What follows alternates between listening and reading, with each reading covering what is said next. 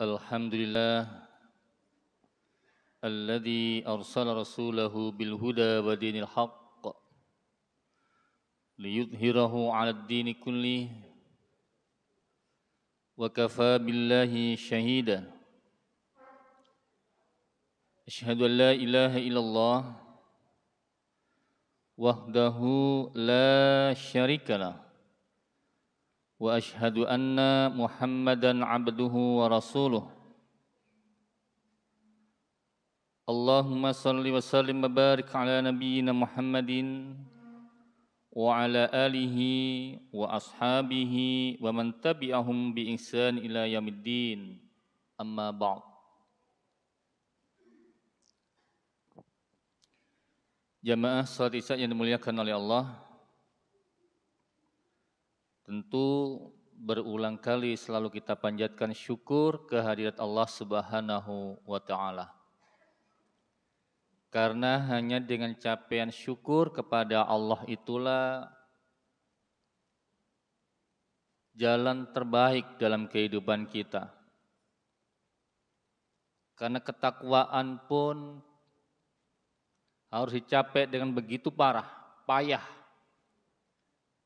Tetapi setakwa-takwanya hamba adalah hamba yang bersyukur. Karena di dalam surat Ali Imran, insyaallah 123, fattaqullaha la'allakum tashkurun. Bertakwalah kepada Allah agar kamu bersyukur. Jadi kalau lihat ayat ini, syukur itu tertinggi setelah takwa. Makanya syukur itu berat sekali bagi kita. Kenapa? Karena jenjang ketakwaan belum kita capai. Ketika kita berpuasa, ya ayyuhalladzina amanu, yang diperintah orang yang beriman, capaiannya la'allakum tattaqun, agar kamu bertakwa. Nah, setelah ketakwaan inilah yang baru bisa mencapai kebersyukuran. Kalau kita baca doa makan saja, doa makan. Setelah makan kita membaca doa alhamdulillahilladzi at'amana wa saqana baru wa ja'alana muslimin. Jadi memuji Allah, kita dikasih makan. Baru akhirnya ditutup dengan menjadikan kelompok orang yang berserah diri atau muslim. Jadi hal yang kecil, makan itu adalah kebersyukuran yang tinggi. Karena makan sering dilupakan oleh orang seakan-akan sebuah pekerjaan yang mudah. Padahal ketika kita enak makan, tiba-tiba sariawan, tiba-tiba radang, tiba-tiba sakit gigi, makan sudah hilang rasa. Kadang kita perlu ditanya pada diri kita, enak mana minum satu teguk begitu nikmat, dengan minum satu gelas yang bisa hanya satu sendok. Kayak orang sakit, orang diinfus, kepingin es jus. Satu tetes itu rasanya ya Allah, padahal. Maka mulailah diri kita menjadi hamba yang bersyukur. Tadi di rakaat pertama saya baca surat As-Sajdah ayat ke-7 sampai ke-9. Nek Didi Pak, tolong baris apa petang baris. Karena saya belum tahu adat sini sampai sholat tarawih sampai jam berapa Pak? 8. Jadi kalau 8 memang rata-rata ya sak rakaate telung baris. Kalau pitung baris ya sak jam sembayangnya tok. Saya baca alladzi ahsana kulla syai'in khalaqah wa bada'a khalqal insani min tin. Kita manusia ya, atau Allah menciptakan sesuatu itu dengan sesuatu yang sangat sempurna. Sangat istimewa. Kalau di surat At-Tin itu laqad khalaqnal insana fi ahsani taqwim. Yang sangat sempurna. Apapun bentuknya yang Allah ciptakan itu sangat sempurna. Apalagi kalau kita mikir nyamuk, Masya Allah. Nyamuk itu luar biasa, kalau di sini banyak dokter katanya. Bagaimana keistimewaan nyamuk? Berapa itu macam nyamuk, berapa itu jantung nyamuk. Oh nyamuk loh kecil ya kremotoi. Dengan nyamuk kita sudah kelabakan kan.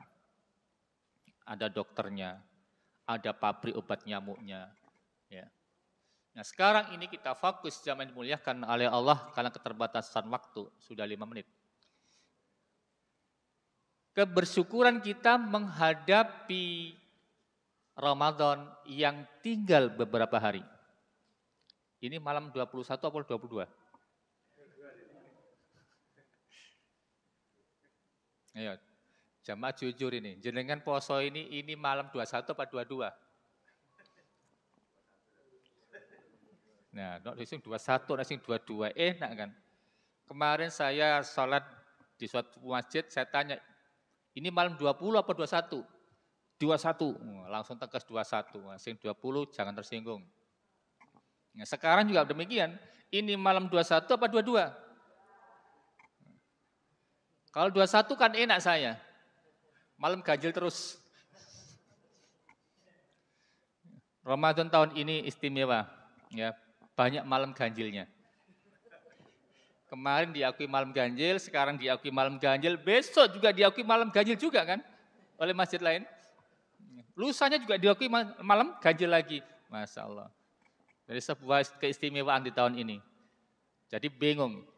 Mencari Lailatul Qadar itu kan malam ganjil.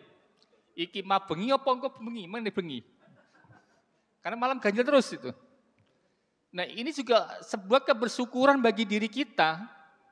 Setiap malam dikasih malam ganjil itu seberapa kita greget ya, terhadap malam Lailatul Qadar.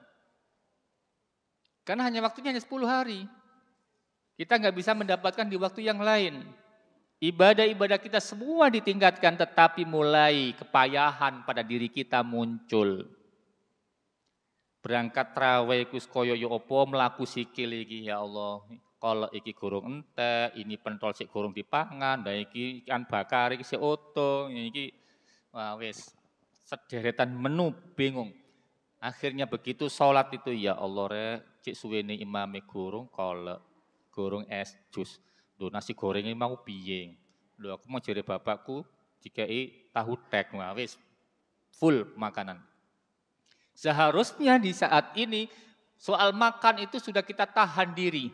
Sing penting gak kelaparan, wis. Yang fokus pikiran kita itu adalah bagaimana kita menghidupkan malam Lailatul Qadar.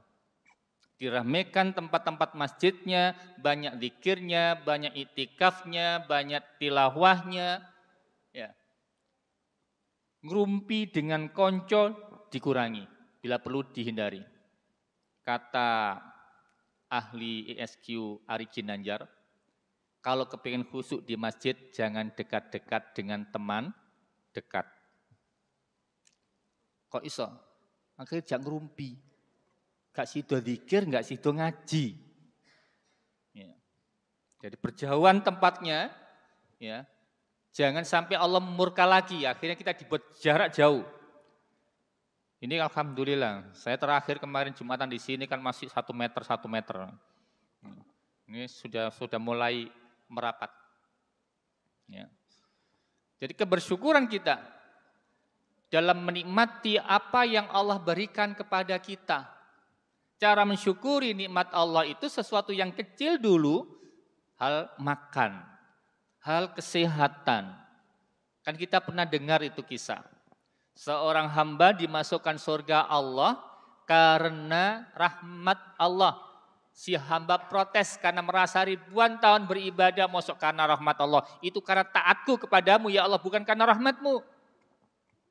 Maka akhirnya malaikat disuruh nimbang nikmat Allah. Hanya baru mata tok ibadah liyane wis kalah.